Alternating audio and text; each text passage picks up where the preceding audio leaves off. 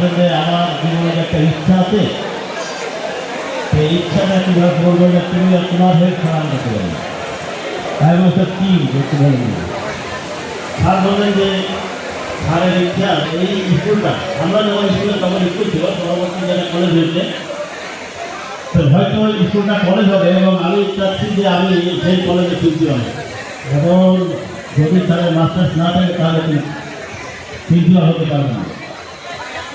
তাহলে স্যার আপনি কী করতে বলতেন, ধরুন আমি আপনার যতদূর পারি আমি হেল্প করবো। বলুন আমি ইংলিশে মাস্টার্স করবো, তুমি একটা সব ব্যবস্থা আমাকে করে দিতে।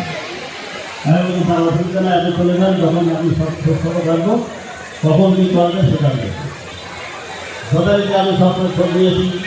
আবার যখন সামনে আপনি স্যারকে বলি স্যার আপনার কাগজপত্র যা আছে সব পাঠিয়ে দেন, রিকোয়ারমেন্ট যা আছে সব দিয়েছি ছবি সহ নিয়ে আমি ফর্ম ফিল আপ করে স্যারের সিগনেচারের জন্য বাই পোস্ট পাঠিয়ে দিয়েছি। স্যার সেটা সিগনেচার পাঠিয়েছেন।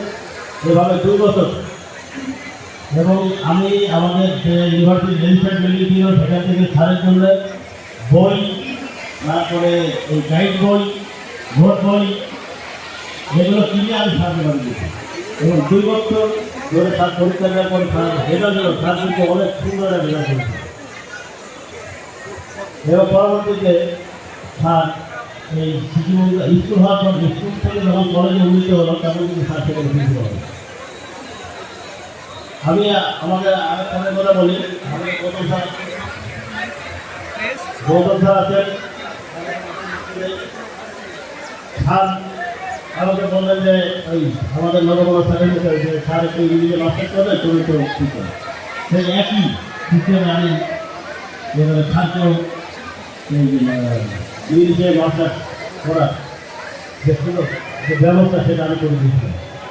পরবর্তীতে স্যারের রেজাল্ট হওয়ার পর স্যার যখন ইংরেজি মাস্টার করে স্বাধীন হয়েছিলেন, পরবর্তীতে স্যার এই স্কুল ছেড়ে দিয়ে আমাদের গ্রামে একটা কলেজ হয়েছে স্যার সেখানে ইংরেজি টিচার হিসেবে দেখবেন। এই যে ছাড়া টিচার ছাত্র এবং আমাদের প্রাক্তন শিক্ষক এরকম যে গল্প সেটা অবশ্যই থাকা উচিত, কারণ একে অপরের কাজে লাগে। আমি এই উত্তর দেবেন বলবো না। আমাদের আজকে যারা বসে আছেন অতিথিবৃন্দ, আমাদের উপস্থিতি